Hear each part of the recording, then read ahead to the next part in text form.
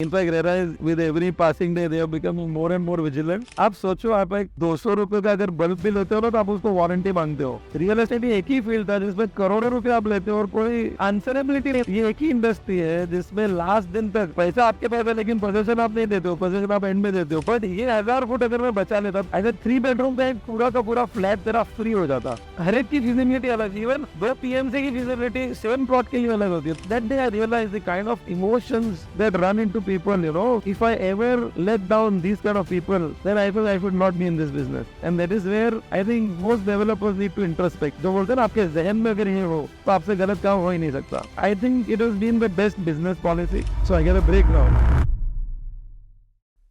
Hello everyone, welcome to episode 1 of Speaking Real Estate podcast.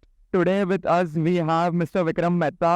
He is the promoter and founder of Mesacon Group, and he is as well as the president-elect for Prime Mumbai Developers Association. So we are very grateful to have you on this podcast today, and I have been following up you a lot in the past recent years, and I do look up to you a lot. So moving on ahead, I am very excited to discuss on the topics that we discussed about, which are optimizing feasibility in the redevelopment projects, importance of timing in redevelopment projects, and how to efficiently utilize the FSI in the consumption, and the knowledge of DCPR and its importance to each and everyone who is associated with the real estate industry. So without wasting any time, we'll start and dive into our podcast firstly by getting to know you. So I would like to know about your personal background, education, and your hobbies. First of all, let me thank you and wish you the very best in all the future podcasts to come. I don't know if you made the right choice by calling me as the first for the first episode, but whatever it is, good luck to you. As far as the personal aspect is concerned, I did my engineering. Of course, I'm talking the professional part. I did my engineering from Bombay University, civil engineering, and my father was one of the leading structural consultants. The company name was the same essentially, Mesacon Consulting Engineers. And I think as far as I remember, right from childhood, my mission was very clear that I will also follow his footsteps.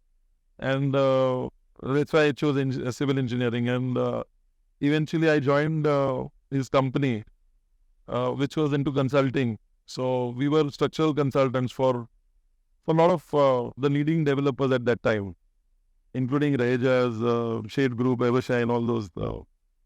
And personally, I was at that state because my father's health was always an issue. So just before moving in, I was to go to US to do my masters. But considering his health, we decided to stay back. And I think that was the best decision because within a year and a half of my joining, my father passed away. Okay. So that was a very turbulent personal phase for me, professionally as well as in personal life, I was just 25 years at that time. And at that age, to work as a consultant for developers whose chief engineer has more experience than my age was a big challenge. And we managed that all said and done with God's grace and support of a lot of professional friends. That phase of my life also I managed reasonably well. And after that, must have designed about more than 2,000 structures in the city of Mumbai, including Asian Heart Hospital has been designed by me. And then somewhere in 2003, one of my clients, Evershine developers, so they approached me and they said that, how long you want to work as a consultant? Why don't you come on the other side of the fence? And it took me a while because by that time we had about almost 40-45 people in my organization. So for me to do the transition was it was a big Challenge. Not only challenge, it was like a complete different. It's a complete swing, in the career.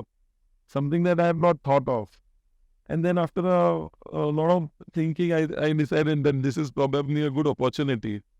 And that's when I moved out from a consulting field, and I joined hands with FSI. So my professional setup, I tied up with another consultant, and they took over. So all the clients, all the staff, everything went over to another consultant. Okay. And I joined hands with FSI. So his son and myself, we started another company where I was the managing director of that company. So that company would take over other than the legal and the sales aspect, the entire execution, which was my strength, the technical aspect was my strength. So that company would do the entire, right from start of the project till handing over the keys. And that's how my journey into hardcore real estate as a developer started off. I learned a lot what should be done, what should not be done also. And after a period of about 7 to 8 years, then I decided to move out and start my own and since the goodwill and the recall of the brand was there, I decided to stick to the Mesacon brand, and we moved into real estate as a developer. So a complete 360-degree shift from the consulting side to the development side. And I think it has been, in hindsight, I think it has been the best decision of my life, in my career, I mean. And absolutely no regrets. Really happy that it worked out well for me. Very happy to hear that you accomplished what you wanted and you are way too ahead what you have thought of. So like, not like, obviously you have a good vision, but the way you handled with all the challenges is very motivating and something to look up to. In hindsight, when I look back, I think I've seen so many, right at that stage when you make that move, you really, at least at that age, because I was at, I think around 33 years when I took that call. And at that age, you don't look at, or you don't evaluate every aspect. What if things go wrong, Because I had a running organization. I was heading a running organization. We were one of the top consultants in the city. And then to join hands with somebody, and if things went wrong, there's no step back. There's no going back, because in consulting, it doesn't work that way. The moment you move out, all developers will back out, So there was no going back. And in hindsight, now I feel that, that was quite a risky decision to take. And not many, I've seen so many professionals who tried this. And you can literally count on your fingertips how many have actually moved ahead and succeeded in creating a good setup. So that way, I think I would say God has been kind to us, that the decision or whatever decisions we took in due course worked out well in our favor. And the kind of goodwill that we've established, I think I'm pretty satisfied with the journey. Still a long way to go, of course. Congratulations to that and best of luck for the future. So we know that Mesacon Group is mainly into redevelopment projects. So further on, we would move on to a topic about discussing what is redevelopment, and is the redevelopment model comparatively more profitable compared to outright projects, SRA projects, and commercial like MHADA projects. So I'll correct you a bit here. Redevelopment consists of, even SRA is a form of redevelopment. Even MHADA is a form of redevelopment. MHADA is a plot of land which is owned by MHADA, where you redevelop. Similarly, SRA is basically an encroached land where the developer essentially develops the whole thing, puts them back into rehab houses, and the rest of the thing is sold in the open market.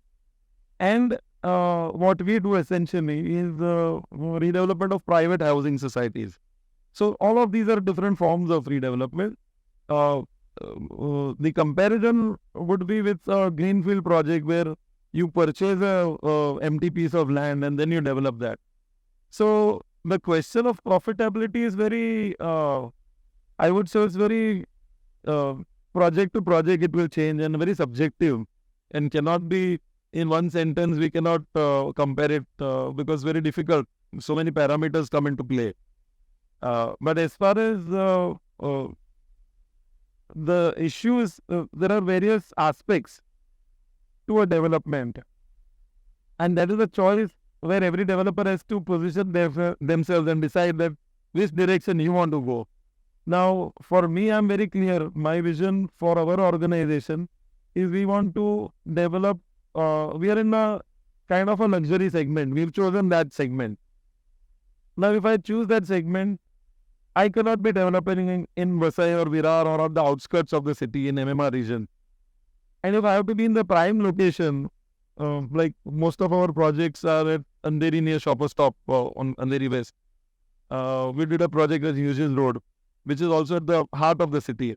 So when you choose to work in those areas, then you have no choice but to go in for redevelopment, because those areas are always, there are no land available.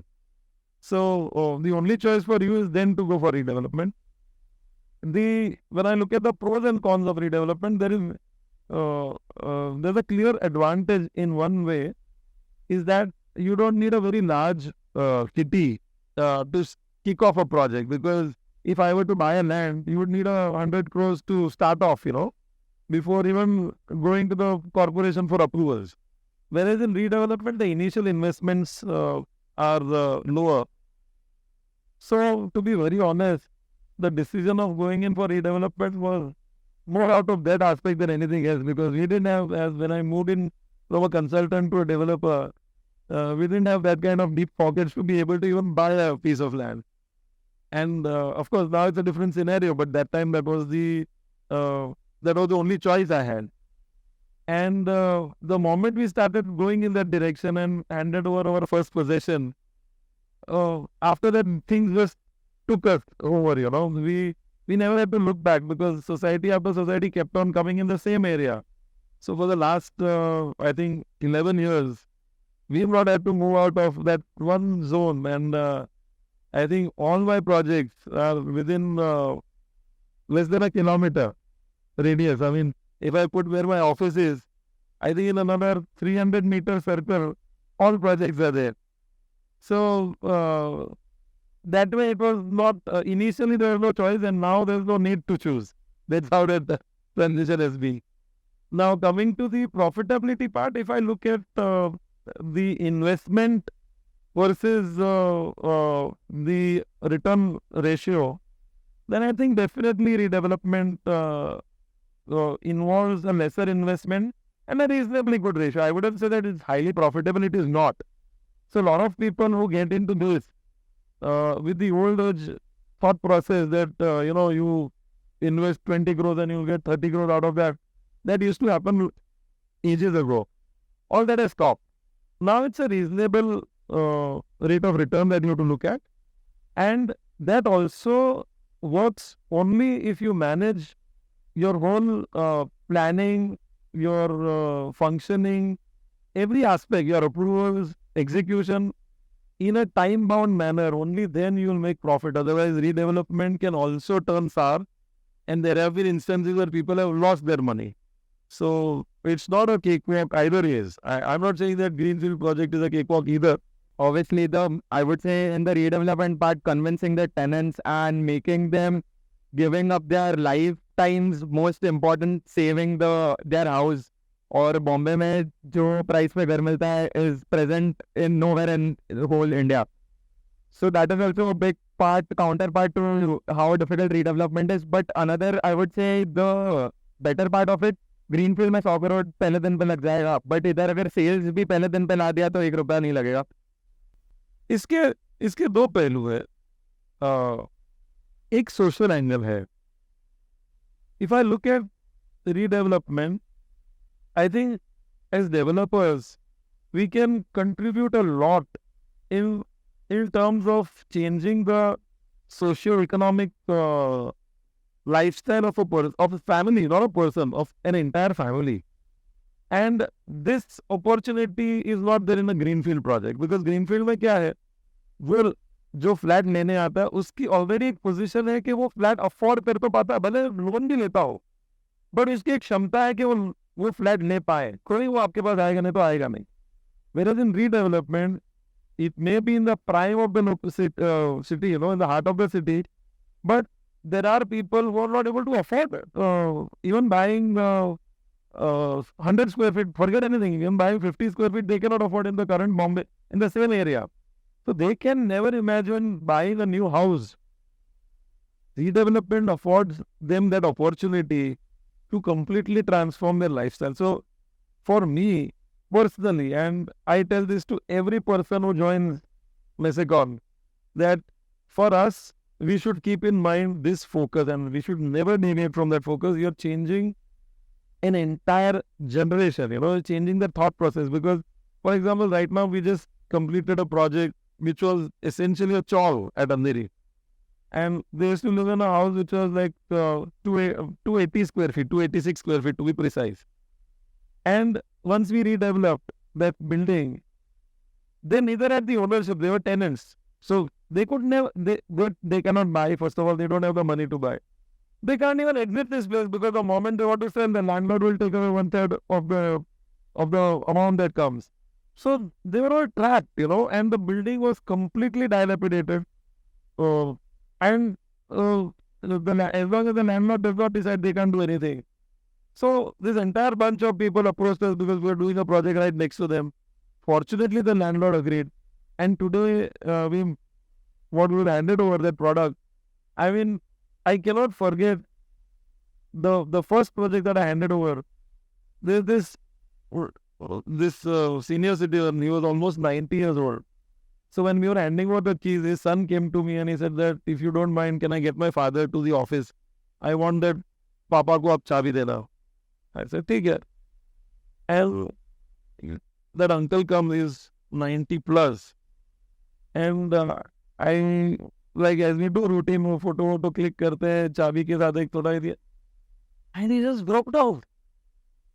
He got so emotional. He started, even right now when I'm talking, I get goosebumps. He just started crying. And I just did not know what to do. I mean, he's crying, such a senior person crying in front of you. So, pani pila. I said, Uncle, aap theek hai.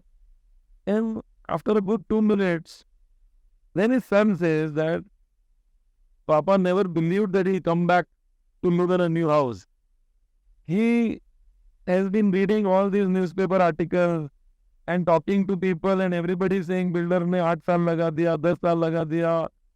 So every day of his life, he was thinking whether I'll get to see my new house or whether I'll die in a rented apartment.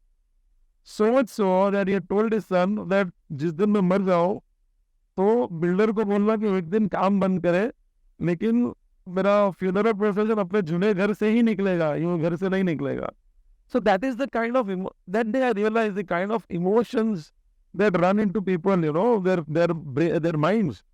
And I said that if I ever let down these kind of people, then I should not be in this business. And that is where I think most developers need to introspect that if you keep this kind of people in your जो बोलते हैं ना आपके जहन में अगर ये हो तो आपसे गलत काम हो ही नहीं सकता. And that day I decided that any project I do, any transaction I do, I'll keep this gentleman in my mind. And I think it has been the best business policy. No amount of marketing, no amount of stories you younger generation put on Insta and Facebook and this. I am not personally into all this. So I'm not on Facebook, I'm not on Instagram. Most of my projects, almost every project, except for South Bay that we did in Hughes Road, we don't have brochures. A4 पे हम print out देते हैं और उसी पे हम माल बेचते हैं. That is only because we have then continued to work with that philosophy in mind कि नहीं हम किसी की लाइफ ट्रांसफॉर्म करें. अगर आप ये सोच सेट करते हो ना बिजनेस, तो गुडविल बढ़ना ही बढ़ना, उसमें चॉइस ही नहीं. और ऐसे ही हो रहा है. तो आज वो घर हम जो लोग चौल में रह रहे थे, you look at the life style that, I mean, you enter that entrance lobby. From that experience for them is been a life transforming experience. So this is a very, very huge advantage. Monetary part is another story altogether.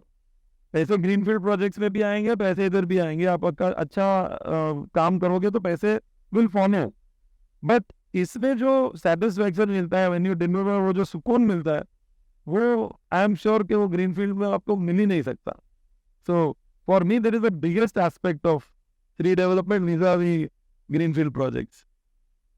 Emotional satisfaction. It does give goosebumps. और आज देखा जाए तो if anybody wants to survive in real estate in Mumbai, जब से RERA आ गया है, it is because of the trust, it is because of the quality work and within time that is making these people, developers, able to survive in this market, and it has been one of the most required qualities in a developer as well. See, I think RERA, honestly, RERA ने कुछ नया नहीं किया. If I look back, RERA is only made, it's only like a organization that has started monitoring what you are always supposed to do. There's nothing new in that. आपको carpet area पे बेचता था, पहले भी बेचता था, आज भी बेचता, लेकिन तब सब बिल्डर हम लोग सुपर बिल्टअप जिसका कोई डेफिनेशन नहीं था. So super built up to carpet ratio, even developers used to change from project to project. अरे यू लिसन टू समबडी, अरे तुम्हारे यहाँ 70% है, कल से हमारे प्रोजेक्ट में भी 70% नहीं होता था. सो ये सब जो चीजें थी which was actually short changing, if you look at it, it was only short changing your customer. And that if you as a philosophical level if you decide कि नहीं अपना वो करना ही नहीं है, तो RERA हो या RERA ना हो कोई फर्क नहीं पड़ता. आपको टाइम पे डिलीवरी देना है तो आपको देना ही है. कोई डंडा लेके खड़ा रहे और बोले कि कल से तुम शरीफ बनोगे, तो उसका कोई मीनिंग नहीं. जो काम ढंग से करते हो करते ही है. So there so many developers वो always been functioning that way, और उनके फंक्शन में कोई फर्क नहीं पड़ा. ठीक है, हमको एक ही है कि हमको उतने रिपोर्ट्स किसी और को भेजने पड़ते जो नहीं भेजने थे. पहले हम अपने तक रखते थे, अब हम उसको बाहर भी डालते हैं. For developers who have always been functioning in a transparent or in a transparent manner for them. I think RERA is only, in fact, I am happy that RERA provides a leveling play field, because then everybody has to follow certain norms. आप कहीं अगर ये बोलो कि नहीं मुझे शराफत से काम करना, लेकिन बाजू वाला अगर वो सब ट्रिक्स यूज करता है, FSI की चोरी करता है, वो सब करते, तो it becomes difficult to compete, because उसका कॉस्ट और आपका कॉस्ट बहुत अलग हो जाता है. He can go down on the price but you can't. So that kind of challenges are no more there after the in 2012 when the rules in the corporation changed. That was the first big change, where all these flower beds and the niche and the dry balcony stopped. That was the first major change, and there is the second major change in the industry. अब ये दो आने के बाद it becomes a leveling play field. So I'm very happy that RERA has come, and I'm sure that in fact RERA is, even with every passing day, they are becoming more and more vigilant, which is absolutely fine. You should have functioned like that. आप सोचो, आप एक 200 रुपये का अगर bulb bill लेते हो ना, तो आप उसको वारंटी मांगते हो. रियल एस्टेट एक ही फील्ड था जिसमें करोड़ों रुपये आप लेते हो और कोई आंसरेबिलिटी नहीं रहता. ये एक ही इंडस्ट्री है जिसमें लास्ट दिन तक पैसा आपके पास है, लेकिन पोजीशन आप नहीं देते हो, पोजीशन आप एंड में देते हो पूरा पैसा आने के बाद. सो आई वुड से दैट वो एक जिम्मेदारी की पोजीशन भी है. And if everybody functions that way, there is no need for RERA. RERA है तो वेलकम है, बाकी जरूरत नहीं है मेरे हिसाब से. And coming to time bound तो देना ही चाहिए. एक और एस्पेक्ट और एक पहलू और भी है रीडेवलपमेंट में, जो ग्रीन फील्ड में नहीं है. बस continuously going back and forth to that aspect of green field vis-a-vis redevelopment. Green field में आज तक, if you look back, the development that used to happen 25 years back in Bombay, it was essentially on new project. You buy a plot of land, जो आज बाकी के शहरों में होता है. You buy a plot of land, you develop and you sell.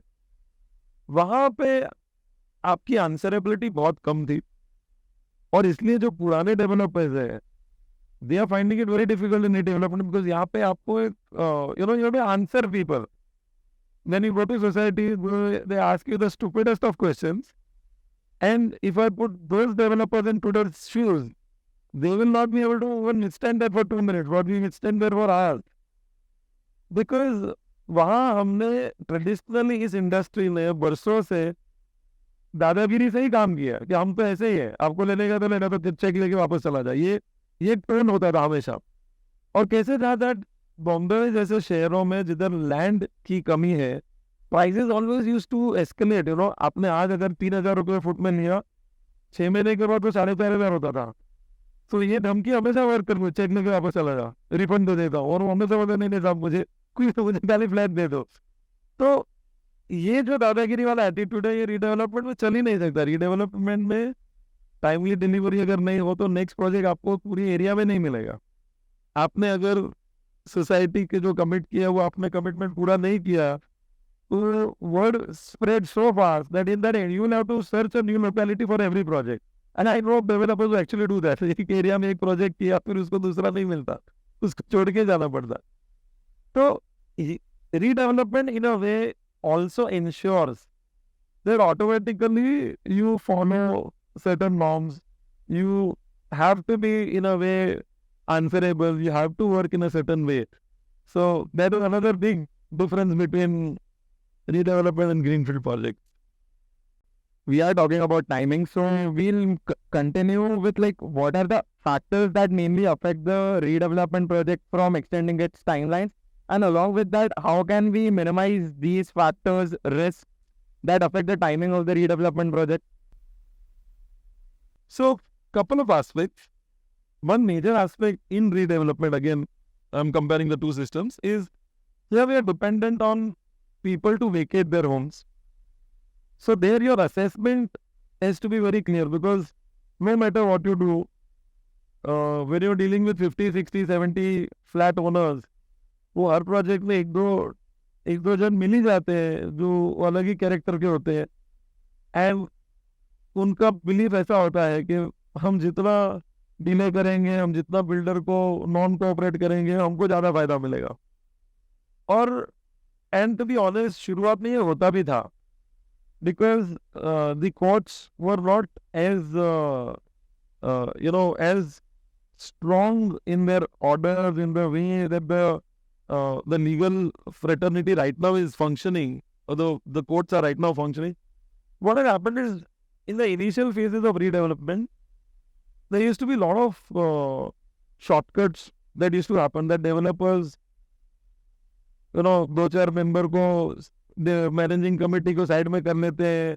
there's a nexus between the committee and the developers, so rest of the members are not aware, और वो मैनेजिंग कमेटी एक डेवलपर के favour में पास कर देती है, और कैसे भी in a shady manner the whole deal is done. And then when these guys used to go to the courts, then these kind of cases started coming to courts left, right and center. That's when the courts told that you guys need to form some sort of guidelines, and that's when the Cooperative Societies Act में they came up with certain guidelines. Usko 79A was it's a directive that came from the Register of Societies, and 79A then mandated what all steps need to be done for redevelopment. So how many members have to be present in the meeting where they decide to go ahead for redevelopment, how many members have to vote in favor of a particular developer, आपको PMC appoint करना पड़ेगा, आपको public notice देनी पड़ेगी, वो सब processes set of मतलब they for the first time that came as a directive. That was actually in a way turning point, because then everybody started functioning as per that process, and then the courts became very clear कि आपने अगर ये follow किया है, then एक या दो member में, इवन 5 मेंबर, अगर आपकी 50 मेंबर की सोसाइटी है और 10 मेंबर ने भी ऑब्जर्व किया तो उसको उठा के फेंक देते थे. That transformation happened in the last, I would say, 8 to 10 years. So now what has happened is, now as developers, we also absolutely don't deal with these kind of those greedy elements in any building. This aspect I'm talking about in terms of time planning. So now we know कि ये society है, कितने members favour में है, कितने members difficult to deal with है. अगर हमने ट्रांसपेरेंटली काम किया तो हमको मालूम है कि वो 2 महीना 3 महीना, उससे ज़्यादा कोई रोक नहीं पाएगा. इसको कोर्ट में जाएंगे और कोर्ट से ऑर्डर लेके आएंगे. ये एक असेसमेंट होना जरूरी है. Secondly, manage developers don't look at the legal aspects when they decide to work ahead with the society. So क्या होता है वो टेंडर निकलता है society themselves don't worry about they are not very clear about the legal aspects. I came across one project. They didn't have their conveyance, that was fine. But their PR car also, उसके बाजू के plot के नाम का उसका ownership था. मतलब उसके नाम पे ओनरशिप भी नहीं था उसका in the revenue records. So the moment he saw that, he said आपने इतने सालों से क्यों कुछ एक्शन नहीं लिया? तो सर हमको मालूम ही नहीं था. Even the PMC were not aware. So I said, boss, this is the first issue that this will take you at least 6 to 7 months. Because आपको कलेक्टर ऑफिस में जाना पड़ेगा, आपको अपील करना पड़ेगा. There's a whole process involved. Many times developer don't know these finer nuances, And then you make commitments. आप बोल देते हो कि भाई 3 महीने में ये नहीं करना, फिर ये करेंगे. अब जब आप PMC में जाओगे तो पहले बोलेगा PR कार्ड पे नाम चढ़ाओ, क्योंकि नाम आपका है नहीं, बाजू वाले का NOC लेके आओ. Then you will come to the process को 8 महीना लगता है. इधर आपने खाली करा दिया या आपने कमिट कर दिया, आपने रेंट चालू कर दिया, उधर आपको 8 महीना लगा, प्रोजेक्ट स्टॉल हो जाते हैं. तो ये सब it basically boils down to an understanding of the legal aspect. It boils down to a prudent judgment of what is possible to do in what time frame. And then the last aspect I would say, which is also today a very major aspect, is the approval process. How strong are you in getting approvals? Because that has become a challenge these days, Even in RERA, what process we initially used to get a RERA certification done in a week's time, but today it is taking 1.5 months, 2 months, because now they are checking every aspect. So, ये सब चीजों में I would say technical knowledge plays a big role. Experience and your understanding of the legal aspects play a big role, and then your overall judgment. These 3 things, if you tie up, then I think at least the initial time frame is in your control. Then comes the execution. Execution you need to have a good team from your own side as well as the contractor. Contractor plays a very huge role because no matter how good your team, if the contractor is not strong, then you won't be able to achieve your goals. So that also is an important aspect. And once you have these 2 things in control, I don't think delay would be there. Of course, the last aspect, which is again very important, is the financial backup.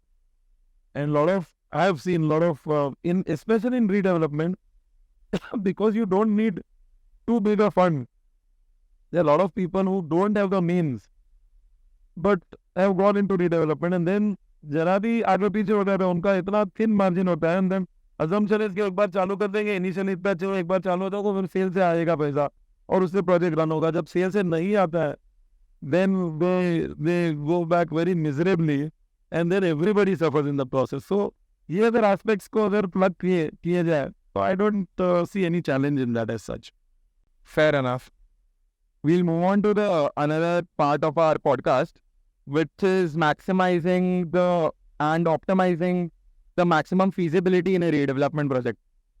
So what are the key factors that we can drive or depend upon to maximize our feasibility in a project?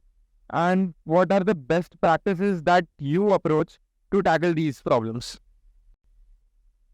I would say the first and foremost step towards optimizing your FSI, and I think this is one aspect there where developers, at least I don't know of many developers who pay attention to this aspect, and that is planning. And optimum planning is very, very crucial. If you're not careful in that, what happens is your FSI, I'll just explain you, for the benefit of viewers who are not technical or not from this field. FSI is basically floor space index. So it's the ratio of what you get to build On a piece of land. So if you have a 1,000-meter plot, if you build a 1,000-meter house, square meters house, then it's a FSI of 1. And so on and so forth. So FSI is all on the built-up area. Built-up area means the outer periphery of your flat. If I look at all the flats, is the outer periphery of each flat put together, including the walls including and the thickness pillars, of the walls, fillers. everything, the out to out area.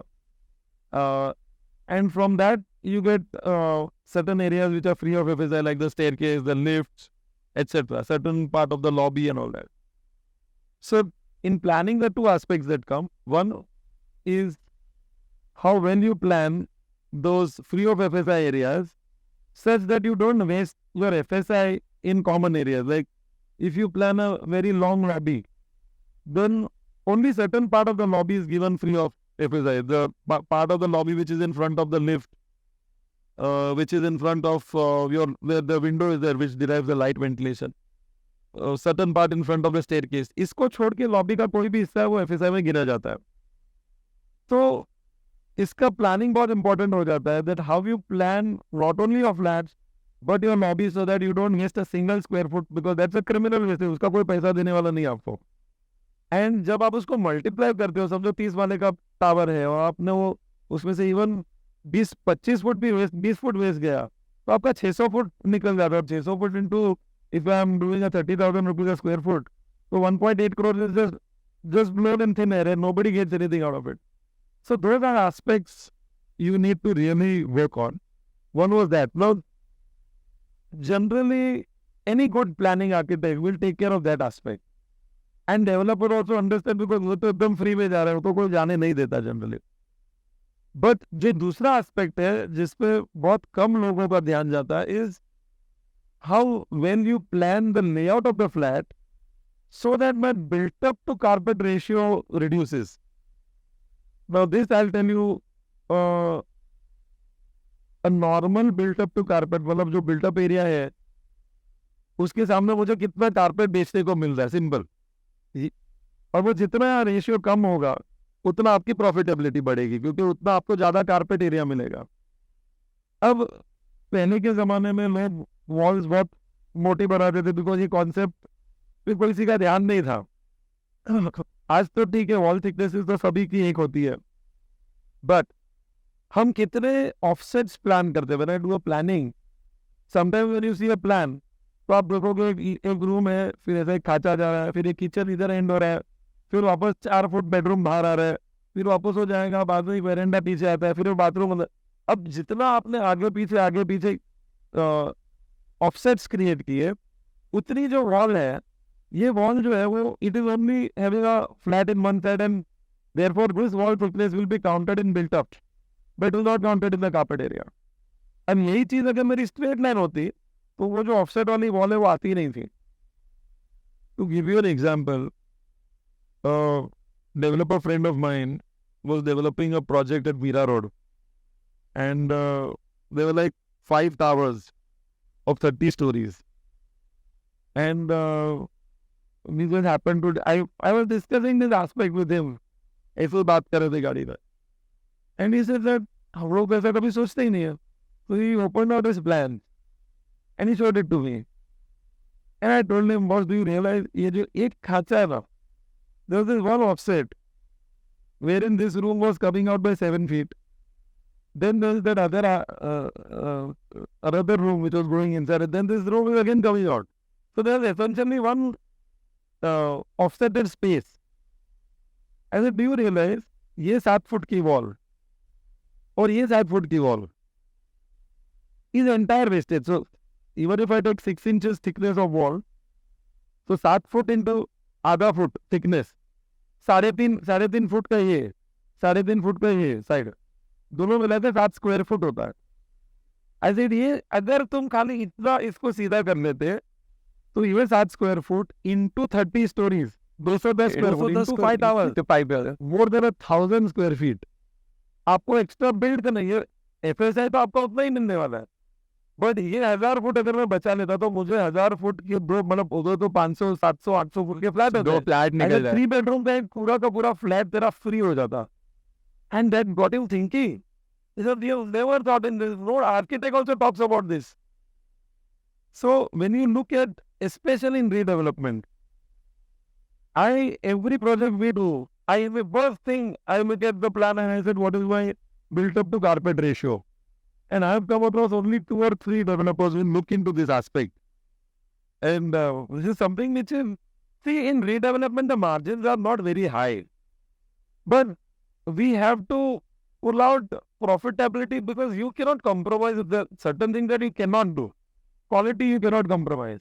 So ऐसा नहीं है कि चलो हमने कम पैसे में building बनाना, नहीं, आपको जितने पैसे लगने, ठीक है, आप वेस्टेजेस कंट्रोल करो, आप मतलब पिल्फरिंग कंट्रोल करो कि कहीं साइड पे चोरी तो नहीं हो रही है, सब करो, लेकिन उसके अलावा आप कुछ ज्यादा कर नहीं सकते हो अगर आपको क्वालिटी में काम करो. बट ये एस्पेक्ट है जो आप 100% कर सकते हो, हर कोई कर सकता है और आपको करना ही चाहिए. बिकॉज इन्हीं छोटी छोटी चीजों में से आपको 1-2 करोड़ रुपए से 50 लाख इधर से, वो सब आपको प्रॉफिटेबिलिटी को लीड करेगा, फिजिबिलिटी पे लीड करेगा. So those things in terms of optimizing FSI, these are the aspects in terms of planning that you can do. The others would be in terms of knowledge of, rules and regulations. That also is an aspect. मेरा MBA इधर ही हो रहा है. MBA में कभी भी ये सब कहाँ पे सीखने मिलेगा? नहीं सीखने मिलेगा. नहीं, जिंदगी के अनुभव सिखाती है. there is like golden things that I'm getting to know. Even when I did my first project, I had absolutely no idea of all these small things. Then today when I look back, I think, oh my God, I could have, in that first project, I could have easily made 1 or 2 crores more just by following certain aspects, मैं कोई भी course कर लेता है, ये सब नहीं पता चलता. We'll move on to the another part is like FSI consumption and importance of the DCPR. So like obviously we talked about like how we can maximize the FSI, but like I think so we completed this part already in the previous section. But if you are talking of DCPR, I mean that's the right point you have touched. Is we talked about how to optimize in terms of planning. Now, the other part is how we can use the knowledge of the DC regulations and increase FSI. Wow, optimization bhi hota hai. So, see what happened is previously, if I look at the earlier DC regulation, we were governed by what they used to call DCR 1991. That DC regulation was formed in the year 1991. And every DC regulation, when it is previous to that, was 1967 to the best of my knowledge. Generally ये 25 साल का planning होता है कि city की needs क्या होती है. For the next 25 years, the corporation decides what is needed for the city, and according to that, the development planning is done. And the city decide that certain areas should be reserved for certain purposes. And then they also come up with these regulations of how FSI should be granted and how FSI should be used. So, till the 91 DCR, things were pretty simple in the sense that there were only 2 aspects. Whether your plot of land is in the city और where in the suburbs. अगर आप city में थे तो आपको FSI 1.33 basic FSI था, सबब में पे FSI 1 था. एंड उसके बाद आपको सिटी में पहले TDR नहीं मिलता था और सबब में आप TDR नोट करते थे, तो ये 1 का 2 होता था, सिटी में 1.33 होता था पहले के रेगुलेशन. फिर of course then things started getting added over a period of time. So then came your SRA projects. So slum scheme शुरू हुई, where again a new set of regulations came that, okay, to give incentive to develop and clear these encroached lands, the government came up with scheme, and also the dream was to make the city slum free, So they gave incentive to develop those lands and hand over certain aspects, certain free areas to the government. So उसमें FSI बढ़ा. Then came redevelopment of dilapidated buildings, cess buildings, जो city में था अगर सबब पे नहीं था, under section 33(7) of the DCR. So all these clauses kept on getting added to the original DC regulation. And then, but still, it was very reasonably easy and simple, because whether you're developing a plot of land on SV road or in some small lane, your FSI was the same. आपको उस time पे 1 zonal plus TDR 2 FSI वो था, बात खत्म. फिर developers started getting very creative and they created a lot of they used a lot of loopholes and approvals started coming in various forms which were actually not by the book. So a lot of these what we call as story areas came, by dry balcony, flower berry, ये सब animation के नाम पे the thing चल रहा था उस time पे. And then somewhere in 2012, I'm just going, revisiting the whole history, So somewhere in 2012, when the commissioner of municipal corporation was Subodh Kumar ji. So Subodh Kumar brought up, realized that this is a fallacy because every other project, people are doing all sorts of gimmicks and getting more FSI. And what used to happen was government was not getting revenue on those areas because आपका FSI तो 2 ही है. But effectively आप FSI add करके actually आप build करते थे 4 और पैसा मिलता था सरकार को 2 पे. So they said that nothing doing, you will only get FSI of this much and आपको उसके किसी भी और नाम पे FSI नहीं मिलेगा. लेकिन क्योंकि आपको ये सब मिल रहा था उसकी जगह पे आपको 35% fungible FSI. Fungible word हमने सबने डिक्शनरी जाके पहली बार सुना था कि fungible है क्या word. And today even a kid knows what is fungible because of this, because basically it could be an FSI which can be interchanged. It can be whether you call it dry balcony, you call it niche, you call it by whatever name. आपको 35% extra मिलेगा. So essentially 2 became 2 plus 35%, so 2.7. Then when this DCPR 2034 came, I think somewhere in 2018-19, this came.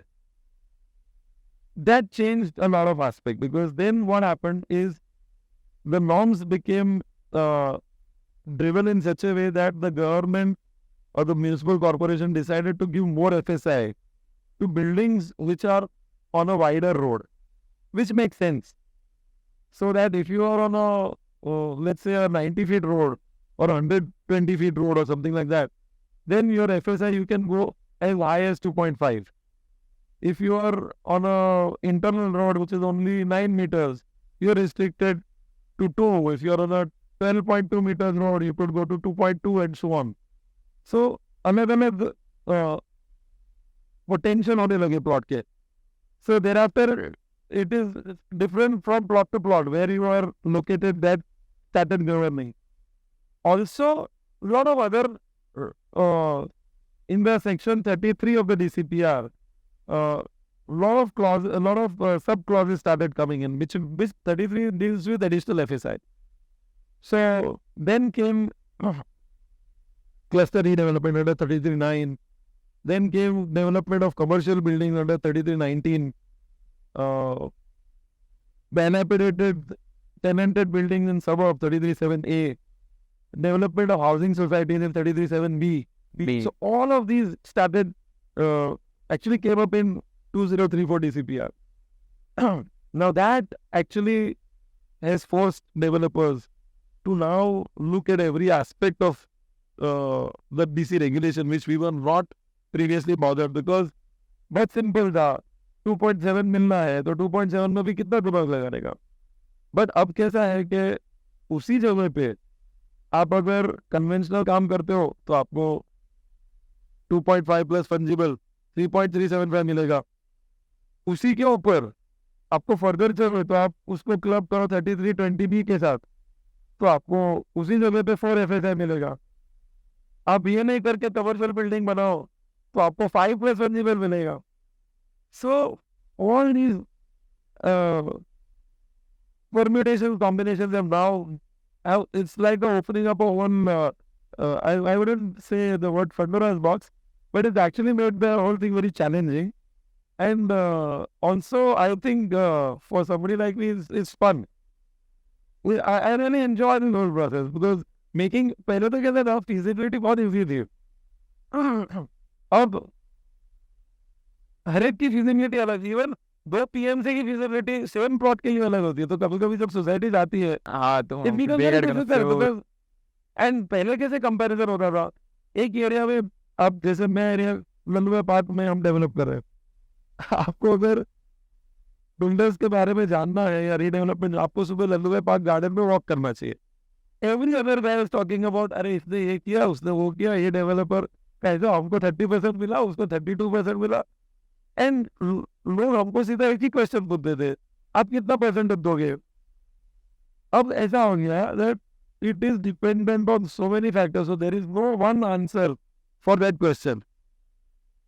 30 कितना percentage दोगे, will you allow me to take a project in SRA, then I'll do 13-11, then I'll get 4 plus fungible. Will you allow me to do 33-20B, then it is different. If I'm doing 33-7B, then it is 3.37.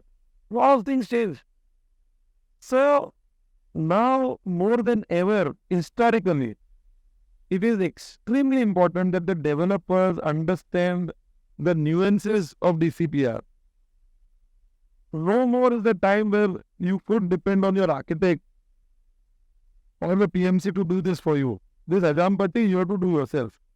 You have to educate yourself, you have to learn, and before going to anybody, you should yourself know what is the potential, because that could be your USP. It's time that you go to, other way around. You go to society, you approach them and you tell them that, listen, आपको अगर ज़्यादा FSI चाहिए तो ये भी हो सकता है, लेकिन आपको कम डेंसिटी वाला बिल्डिंग चाहिए तो ठीक है, आप 37B में चले जाओ, फिर आपको ऑफर कम मिलेगी. आपको अगर वो करना है, आपको ऑफर ज़्यादा मिलेगी लेकिन डेंसिटी बढ़ेगी वेदर. सो इसके भी प्रोज है, इसके भी कॉल है, डिसाइड किस डायरेक्शन में हमको जाना है. But an educated call is important for societies, because many of the societies are not aware of this aspect, and then they compare, अरे मेसेकॉन ने इधर ये तो दिया, फलाना डेवलपर ने कम दिया, इसने ज़्यादा दिया, तो wrongful comparison ना हो. इसके लिए it is important that as developers we improvise our knowledge and we keep ourselves updated. In fact, not only the DCPR, but every other day, every fortnight, some new circular keeps on coming, and lot of that has impact on your feasibility, on your working. So it's very important that this aspect is looked at. And why we are talking on this, I'll also promote on the side my BDA activity. So in BDA, Mumbai Developers Association, we also have taken a lot of care to go into this. We want that developers should get educated on this, even especially the new breed of the younger generation that's coming. So right from lockdown, we started something called BDA Gurukul. And Gurukul में हमने already 2 DCPR के पूरे courses already run किए. Those are all online courses. And from January in the coming year, 24, we are planning to launch a very comprehensive course on DCPR, which will deal right from the basics, the entire gamut of whatever is required. It would, I would say, cover 80% of the activity. That is day-to-day. The DCPR is pretty large, and not every aspect of it you need to understand. So things that really affect almost or touches almost 95% of the projects would be covered under that, including FSI optimization, premiums, how to maneuver that. So, and this will be like a hybrid course. Once a month it will be physical, and the rest of the once a week it will be online. So I would take this opportunity through you to tell all developers in the fraternity, and especially the younger generation, to take advantage of this course that's upcoming. Have to attend that course. You have to attend for sure. I have to attend. One question came into mind since we are talking about FSI and everything, and Mesacon Group develops majorly in the Juhu area. There is an issue of height in Juhu because of the airport presence in Juhu. So मेरे को लगता है FSI बचता है कि उधर FSI मिलता ही नहीं है. नहीं ऐसा नहीं है. जूहू में जो DN नगर में जो रडार था एयरपोर्ट अथॉरिटी का, basically that radar used to give signals from the incoming and outgoing ATC and flight airports. to the transmission. There should be a transmission of the signal essentially, and for some reason, their contention now is that the signals are getting weak, which is not good for the aviation, and therefore, in order to not have further weakening of that signal, we need to control the height of the adjacent towers. So within a certain radius, all buildings height, suddenly they decided to restrict it to a height which is much lower than the earlier height that they used to give. And by that what happened is almost लोगों को 3-3, 4-4 floors कम हो गए. कुछ लोगों को CC issue हुई थी, उसमें भी चेंजेस आए. इससे रीडेवलपमेंट डायरेक्टली, ऐसा नहीं कि आप रीडेवलपमेंट नहीं कर सकते, बट आपकी रीडेवलपमेंट की एक हाइट की लिमिट आ जाती है, आ गई. And if you typically see around DF Nagar और माड़ा लेआउट्स, सो माड़ा लेआउट्स में एज इट इज क्या है कि there is already more FSI that is to be consumed. And based on the norms of MHADA, there's a lot of sharing that you have to do with the MHADA. With the So government. unless and until you consume that FSI, the projects don't become commercially viable. Now, if you don't get that height, that FSI, because a lot of layouts are not very large. And even if they are, ultimately you'll have to go high rise to consume FSI which are 5 and 6, and that's typically the FSI in that area. So to do that, a lot of replanning has to be done. And some people have been able to manage that, but a lot of redevelopment are stuck. And unfortunately, some of the societies have even vacated their lands, and now their projects are stuck. So that is something that really needs to be worked upon. Similar issue was there at Daisar, where the state government has taken an active role, and there is a swapping of land, which they are doing with the corporation, and the corporation will be, the corporation is doing it, and some land has been identified so that this Daisar radar that gets moved to some other place. I think they are looking at Mud Island or somewhere, Marway, where it will be moved so that Daisar area where you can, that's like a no development zone, and that is something that is the right step in the right direction. Some set of change needs to come into this, because so many societies and so many thousands and thousands of people are affected by this. This does need, of course, flight safety is of prime importance. Even for a moment, we cannot say that मैंने उसका जो हो रहा होने दो. But our point is, immediately next to this radar, there are so many towers which are already of that height. अभी उसके पीछे, उसके शील्ड में अगर उसी हाइट पे आप अगर अप्रूवल करते तो लॉजिकली ये बात समझ में नहीं आती कि उसको क्या प्रॉब्लम हो सकता है. आई कैन अंडरस्टैंड, उससे ऊपर आप मत दो और उससे आगे भी मत दो. रडार इधर है, इधर टावर है मेरा, अब इसको तोड़ तो नहीं रहे हो, तो उसके पीछे अगर उसी हाइट का बिल्डिंग दे दिया तो according to me it should be acceptable. Some sort of a compromise has to be worked out. Yeah, and it's in the interest of thousands of people that the government needs to consider that. I think so. It might be mostly because of a weak network connection which might have built a decade ago. और उनको strong करना पड़ेगा. तो ये बाद में technology has gone way beyond. Anyway, I remember हमने 80s में जब पहला कंप्यूटर लिया था, the डब्बा was this big, and you know how much was the capacity of that? 100 photos. So photos तो दूर की बात है. I think it used to be 286 KB. 286 KB में हम काम करते थे, और कंप्यूटर MB छोड़ दो. अभी हम GB में भी काम हम बात कर रहे थे, 128 GB हमको 4 में कम पड़ता है.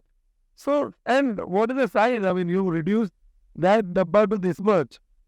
So, I am sure similar airport authority will have state-of-the-art technology. So, I am sure that technology also has grown way beyond that old technology. So, some sort of reworking has to be done. Or maybe as a lot of, even I remember Gopal Shetty ji, our member of parliament, saying that there has to be some way where maybe you could erect, raise the height of this tower itself. So you build a structure and put the radar on top of that. That should solve the problem to a layman. It sounds logical. तो ऐसा कुछ solution निकलना चाहिए. 100%. Right. So we will now move on to the last main discussion for So I today. get a break is- now. After this is the premiums part of the project. They normally account for like 40 to 50% cost of the project, if I am not wrong. And the discussion which we want to have is like how like developers can minimize the impact of these premiums on the cost of the project. And is it like possible to like maybe the payment scheme we have to utilize and account for that? Are there any ways to minimize the impact of paying these premiums? See, I'll tell you from my own experience. When I started off, we used to blindly rely, and I think a lot of developers till date do that. We used to blindly rely on the architect for all these premiums. So architect के यहाँ से payment statement आ जाता था, ये premium इतना करोड़ रुपया, ये premium इतना, open space deficiency 1.2 crore rupees, और हम लोग आंख बंद करके सीधा MCGM के नाम पे उस टाइम पे हमको पे ऑर्डर बनाना पड़ता था. आज ऑनलाइन पेमेंट हो गया, सीधा हम पेमेंट कर देते थे, उसका चलन जनरेट होता था और काम चालू होता था. We had no choice. I had no choice because I did not have the knowledge at that point in time. Then when I started being an engineer, I wouldn't stop there because so we started getting into that aspect. कि भाई ये कैसे होता है, इसका calculation क्या है. So calculation थोड़ा कॉम्प्लेक्स है. Open space deficiency, for example, just to give you an idea of what we are talking. So there are various premiums. One of them is open space deficiency. So open space deficiency premium is basically a premium which you pay for providing lesser open space than required. So उसका एक ratio होता है कि आप जितना height जाते हो तो height divided by 4, height divided by 5, इतना आपको ओपन स्पेस छोड़ना. अगर आप 40 मीटर लेट से 40 मीटर का टावर करते हो, बिल्डिंग करते हो, तो डिवाइड बाय 4 मतलब 10 मीटर मुझे साइड में छोड़ना चाहिए, हर साइड में. फ्रंट ओपन स्पेस का अलग फॉर्मूला है, बट बाकी के 3 साइड में ये फॉर्मूला होगा जिधर रोड नहीं है. इतना अगर हम छोड़ेंगे, और अगर आपको हाइट रिस्ट्रिक्शन नहीं है तो आप हर जगह 10 मीटर छोड़ के go higher, and within 40 metres you are able, the more high you go again have to leave more space. So at some point you have to restrict yourself, and whatever is the open space, और आपने जितना छोड़ा जो deficiency है, समझो मैंने 6 metre ही छोड़ा, तो 4 मीटर का वो जो पूरे प्लान में वो लोग मार करते हैं, ये पूरा 4 मीटर का पट्टा इंटू नंबर ऑफ फ्लोर्स, ये आपका डेफिशिएंट हो गया. इतना ओपन स्पेस उसको कम मिला, एंड उसके लिए आप पैसा भरो. अब ये लॉजिक पहले रिडिकुलस है. ओपन स्पेस अगर कम है तो उससे क्या होगा, उससे लाइट वेंटिलेशन बाजू की बिल्डिंग को कब मिलेगा. अब बाजू की बिल्डिंग को कब मिलेगा तो सरकार को पैसा क्यों देना, तो ये लॉजिक आज तक हम नहीं समझे. बट ठीक है, अब वो रूल है, और हमारे भी खुश नहीं, हमको भी टायर बना देता, हमको क्यों करना पड़ेगा. सो we used to blindly, the architect would just give us a statement and you pay. Then I started coming for the plans. I said, मेरे को कम पैसे है. So then they would give me the plan. And then I realized, मुझे वो space, वो face से समझो 6 metre अंदर मेरा डेफिशिएंट एरिया है, लेकिन वहाँ पे मेरा किचन है जो सिर्फ 3 मीटर का है, और उसके पीछे टॉयलेट है जिसको वहां से लाइट वेंटिलेशन चाहिए ही नहीं. वो टॉयलेट तो दूसरे साइड से लाइट वेंटिलेशन डिराइव कर रहा है, तो मैं 6 मीटर क्यों भरूं. So I actually argued with the architect. I said why are you counting this area. तो हम तो ऐसे ही काउंट करते हैं. तो ऐसे ऐसा नहीं हो रहा, लॉजिकल नहीं है. And then we submitted a plan, we revived the plan and we submitted that. You'll not believe, in that one project, it made a difference of 64 lakh rupees. One aspect, which I had not so far ever gone into that. The moment I went to it, it opened my eyes. I said, भाई ये तो सब देखना पड़ेगा इनका. अभी की मैं आपको बात करूँ, this is like 15 days back. उन्होंने अपने एक प्रोजेक्ट का प्रीमियम भरा 33/7B में. तो 33/7B में ओपन स्पेस डेफिशिएंसी में 25% relief मिलता है. That's a regulation. That you pay open space deficiency, you work it out and then multiply by 75%. मतलब 25% kind of a discount because you are doing redevelopment. So there's some subsidy बोल लो, ऐसा दिया हुआ है. He had totally forgotten to multiply by 75%. Unfortunately, हम लोग को towards the feasibility, I've got a detailed worksheet. Before we do anything, हमारा तो calculation ready होता है. मेरे पास तो हमारे वैसे से more or less ready होता है कि उतना आना चाहिए, because we need to plan our cash flow way before that stage is reached. So right when we do feasibility, we work out के roughly planning ऐसा आएगा. 3 bed, 2 bed, 2 bed, 3 bed, okay, इतना आएगा, इतना open space. लगभग by experience I can now tell you कि लगभग 30% deficiency आएगी. And वो 30 का 32 हो सकता है, 30 का 26 हो सकता है, वो रेंज हो सकता है, बट 30 का 50 नहीं होगा. And when we work out this also, 3370 तो 75% less. इसका जो फिगर आया, it was dramatically our calculation for open space deficiency. That's a huge one. That was about 12 crores, and he gave me a figure of exceeding 15 crores. So I said, what went wrong? Detail भेज. उसने plan भेजा, plan भी बराबर था. वैसे plan में बराबर है, रेडी रेकमेंड में बराबर, उसमें भी. फाइनली देखा तो दिस एंड में 75% से मल्टीप्लाई नहीं किया, 100% ले लिया और डाल दिया brand of figure. So these kind of jhatkas, if you are knowing yourself and if you are checking yourself, will not come. There is every chance that when they make the sheet in the corporation, that officer will also check. तो शायद उस time पे plug हो जाती थी वो loophole. But there are so many instances where today when I look back, I realize कि तुमने, especially when there is a joint mix user, कि बिल्डिंग में नीचे शॉप्स भी है, एक फ्रंट विंग में उसमें 4 माना ऑफिस है और दूसरे पीछे विंग में रेसिडेंशियल है. तो वैसे केस में जो डेवलपमेंट चार्जेस होते हैं, स्टेयरकेस प्रीमियम होते हैं, जिधर जिधर कमर्शियल है उधर 100% ज़्यादा होता है, even open space. So my open space is different, is I have to calculate for commercial separate, for residential separate. And then development charge also I have to see the percentage of commercial, percentage of residential, and that's how they demand. अब एक ऐसा interesting case होगा हमारे हुआ, and I did not realize till the end that when we take initially क्या किया हमने 1 FSI का प्लान डाला, तो 1 FSI में खाली 3 माले का बिल्डिंग था.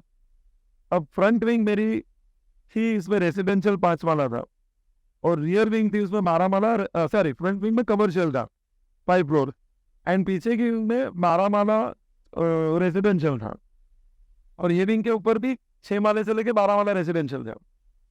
तो इनिशियली हमने 3 माला का अप्रूवल लिया था बिकॉज 1 FSI करना था. अब 3 माला का जो अप्रूवल था उसमें commercial area is 70% and residential is 32, because front wing में कमर्शियल है, पीछे के विंग में रेसिडेंशियल प्लस पार्किंग टावर था, तो पार्किंग टावर का भी एरिया चला गया. तो कवर रेसिडेंशियल के खाली 3 ही 4 फ्लैट थे और बाकी पूरा का पूरा इसका ऑफिस था. तो that ratio when they did the development charges, that ratio was something like 70-30. 70-30 पे उसने फैक्टर मल्टीप्लाई किया, 1000 एक्स मीटर का प्लॉट है, उसका 70% कमर्शियल, 30% रेसिडेंशियल, और इसका into 2 because it is commercial. And then जब हमने फर्दर FSI लिया, they did not change the ratio, and neither my architect checked nor we as developers checked. This was time old story. अब तो हम microscope में क्यों aspect देता होगा ना किधर पैसा जा रहा हमारा. So you will not believe that entire project final जब आया ना, तब हमने देखा जब लास्ट डे आया, अब हम उसका रिफंड क्लेम कर रहे हैं. It's a good, if I look at those aspects, about 35 odd lakh rupees lost because neither the architect saw nor we saw. So these aspects of premiums, my advice or suggestion, especially to the younger generation of developers or the upcoming future developers like you, would be, please don't link those to professionals. Professionals don't have the skin in the game. उनका जेब में 2 रुपया जाता है नहीं. I am not saying that they are not competent, they will be, but they don't have the time. अभी हर एक architect 50-50 file पे काम करता है. ये एक एक कैलकुलेशन वो टॉप आदमी नहीं करता, वो अल्टीमेटली एक जूनियर पे डिपेंड, उसके ऑफिस का स्टाफ करता है. अब वो स्टाफ कभी नया आता है, कभी वो जूना आदमी नहीं रहता है, उसकी जगह दूसरा आदमी आता है. हम फोन करते जल्दी दो तो वो बैठ के तो देगा. So because it doesn't pinch their pocket, they don't look at it in such minute details, whereas to you it was going to go, you're going to go through your nose. So you better check these aspects very minutely. We have started doing this in our organization, and I have seen it makes a huge difference. It runs into crores of rupees, this kind of saving. So understanding premiums, understanding how premiums have to be paid, how planning, again it comes back to that aspect of if we can fine tune the planning to avoid paying premiums. So sometimes a simple thing like मैं window, ये ऐसा हुआ है कि अपने flat का उसका window वे side से डिराइव किया है. अब वो साइड मेरी ओपन स्पेस कम है, whereas there are 2 towers like this, and the distance between this bedroom and this other bedroom, which is like a C, facing each other, is almost 70 feet. लेकिन हम कैसा करते हैं टिपिकली, ये overlook नहीं हो रहा था तो हम विंडो में बैठ देते हैं, नॉट रियलाइजिंग दैट यहाँ मेरी ओपन स्पेस सिर्फ 4 मीटर है और उसके बाजू का बिल्डिंग जब रीडेवलप होगा तो उसका डिस्टेंस इन दोनों से भी कम होगा. तो उससे अच्छा मैं इधर ही विंडो कर दूँ, और जब आप ये विंडो करते हो तो उसको ओपन स्पेस 0 हो जाता है, और जब मैं इधर विंडो करता हूँ तो मुझे डेफिशिएंट आता है एरिया. डेड वॉल के सामने ओपन स्पेस 6 मीटर रिक्वायरमेंट. यहाँ पे मेरे रिक्वायरमेंट अगर मेरा 44 स्क्वायर टावर है तो 11 मीटर्स था, तो मैं 5 मीटर का पट्टा है वो मैं बचा सकता था. तो ऐसे इश्यूज जो है ये मैटर करते हैं.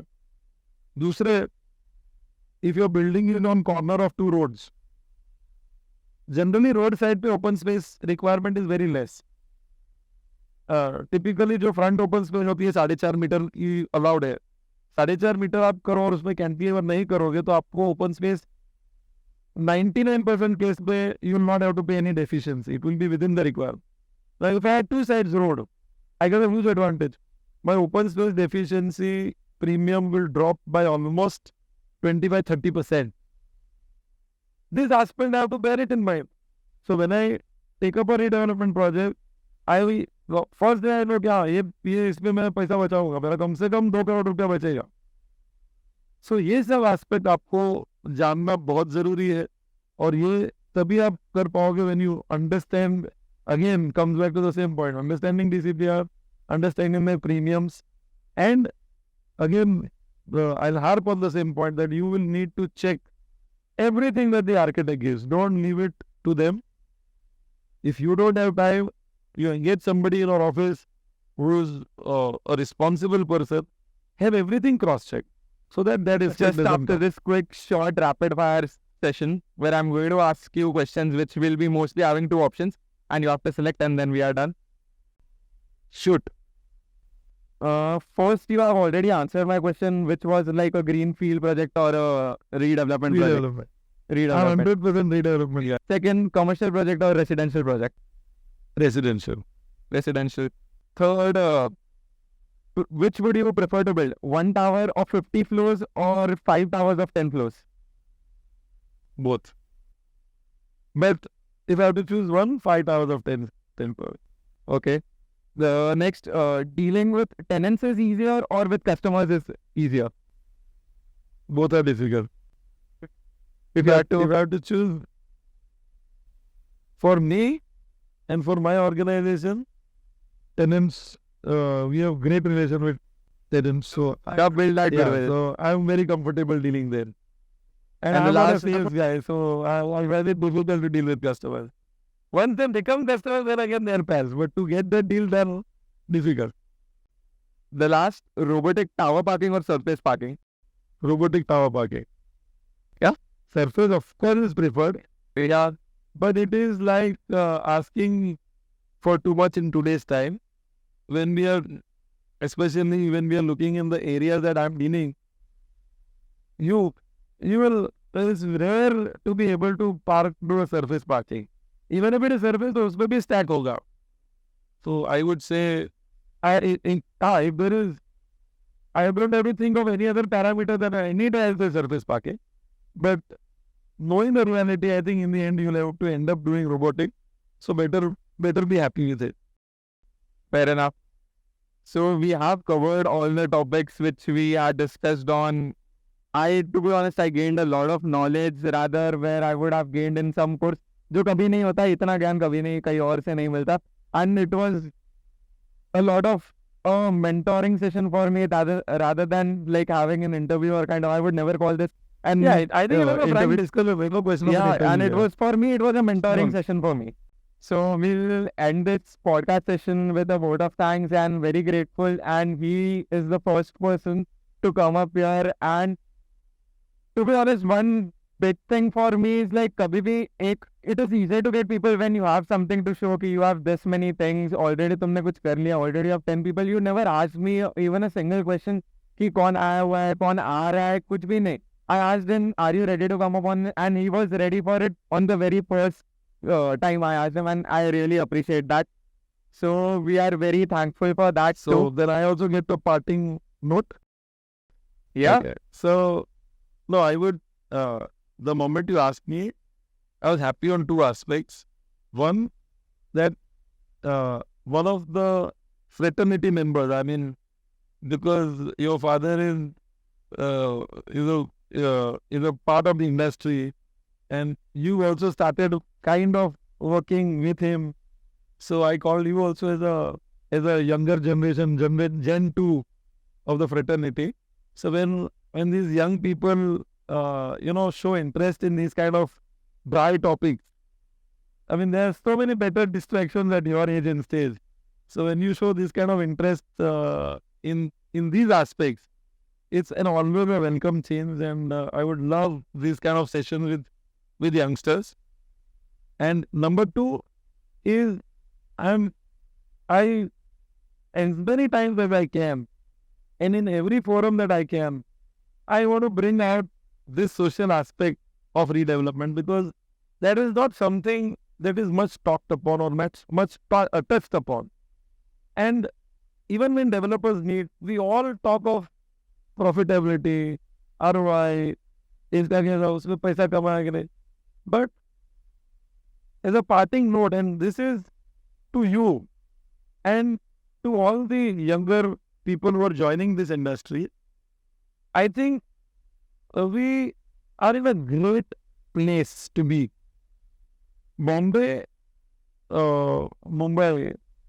is, a place where there is scarcity of land, and because of that, this whole concept of redevelopment has come. And you are lucky that you've been provided this opportunity where you can touch and change lives. इस social angle को अगर आप देखोगे ना, तो it is going to be a fantastic journey. पैसा आप वैसे भी कमाओगे, आप दूसरे प्रोजेक्ट करके भी कमाओगे, बट इसमें जो आप आशीर्वाद कमाने की अपॉर्चुनिटी है, उसको कभी मिस नहीं करना. This I want to shout at the top of my voice in every forum.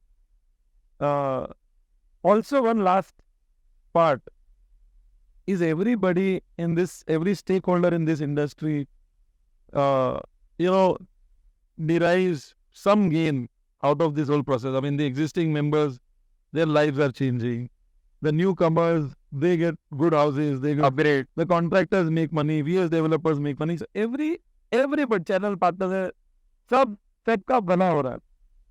एक वर्ग ऐसा है जिसकी लाइफ वैसे ही रहती है, that is the labor force on which we thrive. All of this thrives on whom? On the guy who is physically working. And you look at the heat today, और हम 1 घंटे साइड पे खड़े रहते हैं ना, हमारी हालत खराब हो जाती है. When we just want to go and sit on the chilled AC air and have something cold to drink, you imagine that they are there from morning to evening. ये एक वर्ग ऐसा है, इसको भी as developers, I think as an industry, we need to look at. I'm not trying to boast here, but every project that we do, Mesacon does, we ensure that all our neighbors are fed. We give them lunch. We give them morning tea. We give them lunch. We give them evening tea. We give them snacks. And by now, with this kind of labor force that we are looking at every day, we are feeding hundreds of people. And again, it's not something to boast about, but I feel that this is our moral obligation as developers. If we could all do just this much, we are all doing charity in some form or the other. But I feel that हम अगर इस angle को development को अगर हम एक social angle दे, ये दो एस्पेक्ट को अगर हम कवर करें, एक बाजू हमारे मेंबर्स को और इवन कस्टमर्स को with equal thought, we have to take care of them also, and our neighbor force. If these two things you take care, I don't think there will be anything to look back. Your goodwill, your growth will never stop. So this is one thing that I would like to, if I had a chance and if you ask me one single takeaway that I would like to give to every youngster, is this, that these aspects, if you take care, not only will you make money, but your life will be enriched. On that, thank you very much.